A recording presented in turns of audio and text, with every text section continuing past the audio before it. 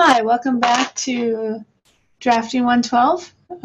We are now in the third week of this course, so we're going to talk about Chapter 4 in our text, which is all about orthographic projections. And we'll talk about what an orthographic projection is in just a minute, but what we're going to do today is we're going to understand the basic principles of orthographic projection. And let me give you my screen. You don't need to look at me.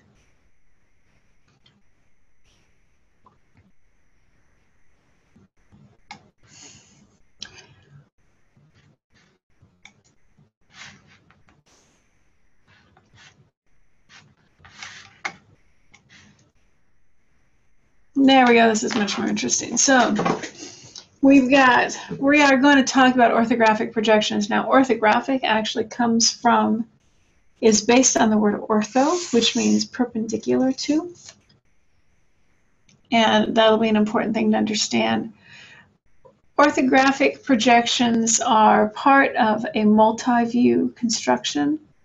And so what we're going to do is we're going to talk about how we do orthographic projections. We're going to talk about what they are and why they're important.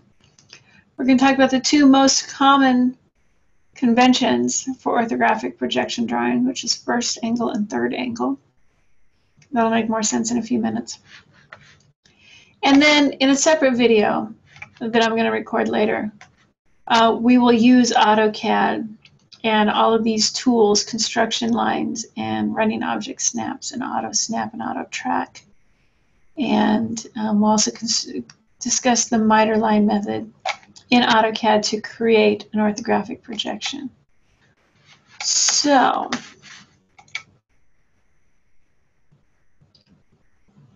my computer is really tired today. There we go. I'm not going to read this line for line. It is on page 3 in chapter 4 in your textbook. What this essentially says is that it is common to require, so orthographic projections are a way of drawing a three-dimensional object in 2 dimensions.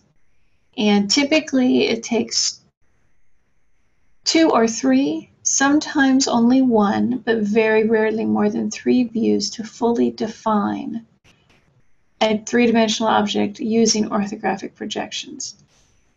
And orthographic projections are really a line of sight projection. So one way to think of this is if you think about an object and you hold a piece of paper up in front of that object, between you and that object directly within your line of sight.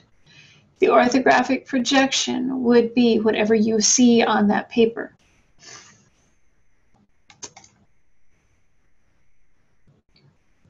And we're going to talk about that more. So let's talk about first and third angle projections. First and third angle are based on the quadrants of the Cartesian coordinate plane. When you first learned the Cartesian coordinate plane, you probably learned the sectors 1, 2, 3, 4. And right here where it says first angle between the positive x, positive y, that was sector 1. Negative x, positive y was sector 2. Negative x, negative y was sector 3. And positive x, negative y was sector 4. We're just now calling those angles because we're thinking about the angle between the vertical and the horizontal plane. So first angle projection puts the object here on the x-axis. Third angle projection puts the object down here in space, below the negative x-axis and to the left of the negative y-axis. Which one do you use depends on not only your company's convention, but also where you are in the world. But just follow the conventions of your employer.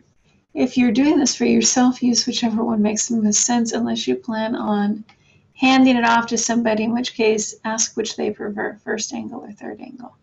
Worst case, if all else fails, ask them to show you a drawing they are familiar with, and then you'll be able to tell which one they know. So let's get to what is an orthographic projection. So we're going to start with first angle. And remember, first angle puts the object right up here on the above the positive x-axis and to the right of the positive y-axis. So in what we're looking at here, this object is floating in space. The top view would be the x-axis, the x-plane, the xy plane. The right view is the vertical wall, and then the front view is behind. So the important thing to understand about first angle projection is that first angle projection envisions the object being placed in front of the image planes. So when you're thinking about how to do this, so the first thing we do is we identify which view would give us the most information, and that will be the front view. In this particular drawing, the front view is down here. We've decided that this side, this face here, is front. So I'm going to bring up an AutoCAD drawing that is essentially this same slide so that we can talk about this. So this is that same object created in AutoCAD. Now, I did not create this AutoCAD file. If you bought a new version of the textbook, you can get it from the disk that was included in your text.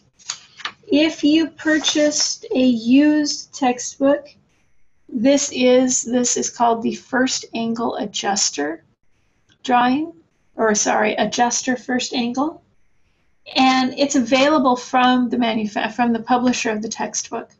You can find instructions on where to get this drawing on page 8 of chapter 4.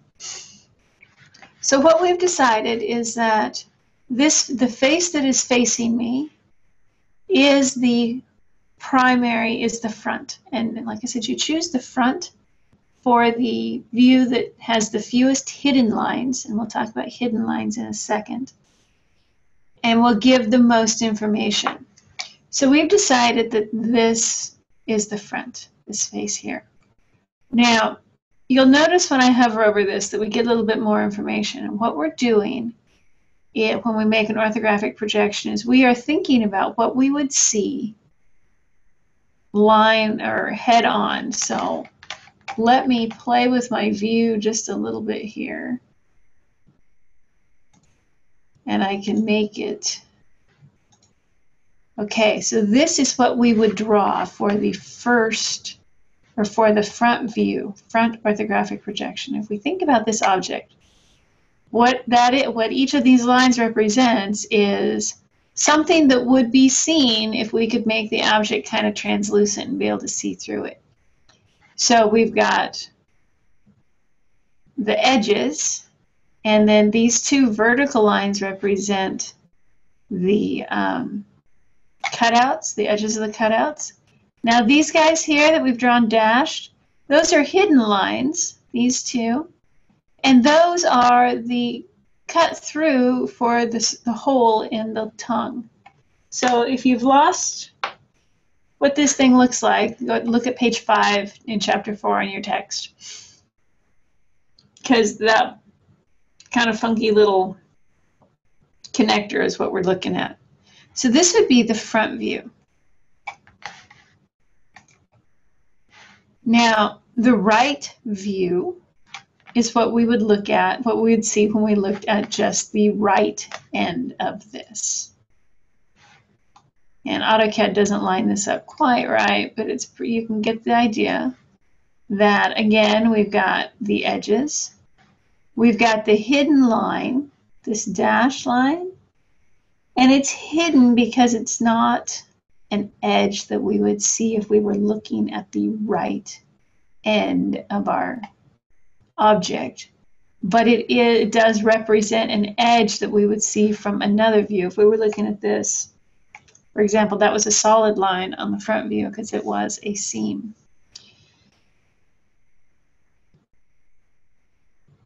And again, we've got the hidden lines of the edges here. Okay. So that's the basic idea of first angle projection. We've got one more view, and that is the top view, and that's really exactly what it sounds like. It's what you would see if you were looking at this top on. So straight down this way. Or we could also look at it from the bottom up.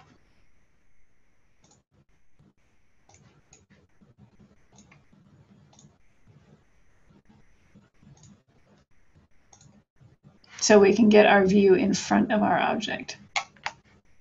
Okay, so that's first angle projection.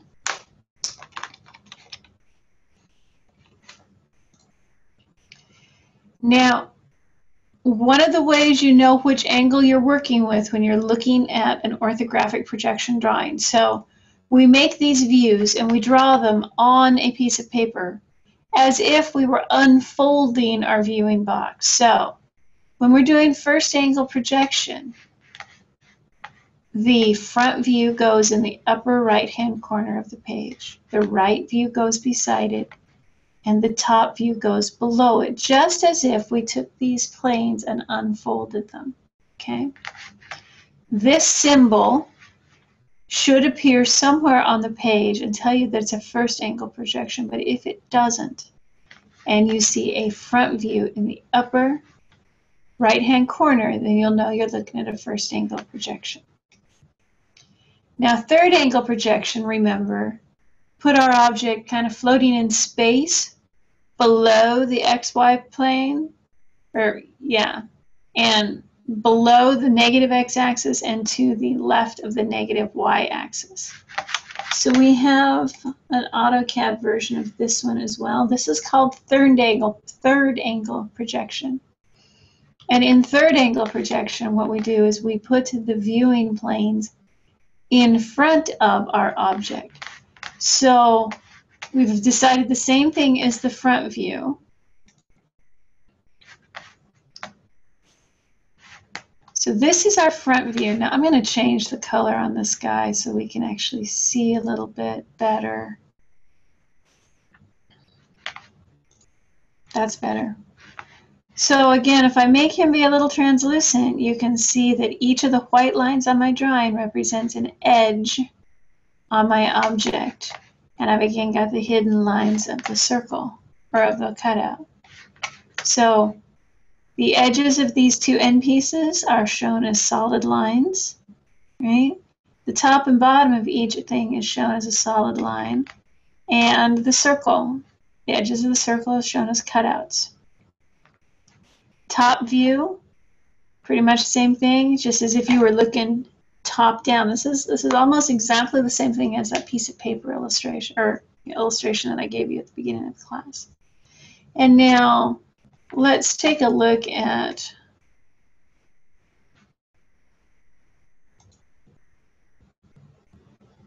okay, sorry, that didn't do what I wanted it to do. So if we think about this right end, this is the right end, and again we can see that we've got another hidden edge corresponding to, really, it's the inside of that cutout we've got on the other end of the object. Okay, so third angle projection has the image below the viewing port. Now again, we're going to arrange this on the paper in a certain way. And the way it works is we always put the front goes in the lower left-hand corner, and then so if we arrange our viewing plane so the front view is in front, and then we unfold, we get top and right. Okay, now, one thing about orthographic projections, it's important to understand that the objects should all line up, so that if somehow you could cut these apart and then put the thing back together, you would get all the same thing. So once you define your scale, if this edge down here is 3 inches on the front view, it should be 3 inches on the top view. And if this is 2 inches on the front view, then that should be 2 inches on the right view. So everything should line up when you do these. Okay, so one way we often think about this is with a glass box. If you envision your object inside a glass box and think about the reflections that would be cast on each of those, or think about just the part of how the image would look on that plane. The sides in front of the glass box, those have got, and on the top, that is the image behind the plane, and that gives you your third angle projections. The other end, the back and the bottom of the box, those are all planes that have the image in front, and that gives you your third angle projections. If you completely unfold the box, you can show all 6 views: front, top and bottom, right, left, and rear. Very seldom do we have to have all 6. Most frequently, we can get away with 3. Top, front, and right, or bottom, front, and left. But again, it is important that your widths and depths and heights are all consistent in all of your drawings. All right, so now I've talked about a couple of different types of lines. We've got the solid lines that represent hard edges. We've got hidden lines. We've got what are called phantom lines, center lines, break lines, and section lines. Today, in this chapter, or in this section of the chapter, we're going to talk mostly about object lines, hidden lines, and center lines. But if we've got all of these different types of lines, and you can see how some of them are going to coincide, you have to know which one shows, which one's most important. So this is kind of like a language. There's an alphabet of lines. A solid line represents the edge of an object, some edge that you're going to see. A hidden line is shown as a dashed line. We've kind of already talked about that. A hidden line represents edges that are not seen on that view, but that are important within the object. Break lines we'll talk about later. Section lines we will talk about later. Extension lines are how we indicate what we're dimensioning. And the dimension line is the line that goes between the extension lines and usually has got the numerical dimension in the middle of it. Center lines are a long, short, long dashed line, and they indicate exactly what it sounds like. They indicate a center. They can also indicate arcs. Phantom lines indicate alternate configurations, or they'll indicate sometimes so. This bar moves between the location shown and the location shown is the phantom. All right. So which ones are more important when they lie one on top of the other? Here is your precedence. You start, the most important ones are at the top, and you always show the more important line. So visible object line. If you've got a visible object line that would lie over a hidden line, you show the object line, not the hidden line. Then center lines or cutting planes, then break lines, then dimensions and extension lines, and finally crosshatch section lines. So you need to understand this precedence of lines, and you need to know what kind of line, what each kind of line means, so that you know what you're looking at in your drawings. Okay, from here on out, the presentation gets into the AutoCAD tools that we will use later. So I'm not going to talk about object snap tracking or auto snap or running object snap. We'll talk about that when we use them. I do, though, want to talk about the miter line method, because one of your assignments this week is on pages 411 and 412 and 421 and 422. There are exercises for you to do to draw those orthographic projections. I will do a video of one of them to walk you through doing this by hand. What I want you to do, though, is I want you to do all of those. There are 12. I believe yes, 12 all in total, 6 first angle, and 6 third angle. I want you to do those. You can do them in your textbook. You can take a photocopy of the page. But I want you to create those sketches by hand. And then I want you to either scan it or you can take a picture of it with your digital phone. One of each. So first angle projection, you've got 6 total. I want you to pick one of the 6 and send it to me by email. Third angle projection, you've got 6 total. I want you to pick one of those 6. And again, either scan it in or take a picture with your phone and you can send that image to my email address. And just one. If you send me a whole page, that's okay. I'll only grade the best one.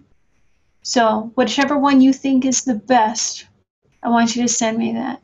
So you don't have to do all 6 of each of these. You just got to do them until you feel like you've done them well and you've got it mastered. And then you just need to send me that one that is the best one. One of the techniques that you're going to want to understand is this miter line method. So what we do is we start with the front view, the basic outline. And this is not the same object that we were working with a minute ago. This is a different one. This is actually pictured on, this is the one we'll use in the AutoCAD demonstration. And it is pictured on page 26. And we will create this drawing in AutoCAD, but before we do, you'll want to look at this thing and make a hand sketch. It doesn't have to be a perfect drawing, but a hand sketch. The miter line method is really nice because this is our front view. This then is our top view, and most of this was pretty easy to get from the object itself. Now we're going to we use the miter line method to transfer lines from the top view to the side view. So what we do is we draw a line at 45 degrees, and then each of these edges will coincide, will be transferred down. So for example, we've got an edge here. This corner will show up as an edge on the side view. So we will draw a horizontal line from this corner to that 45-degree line and down.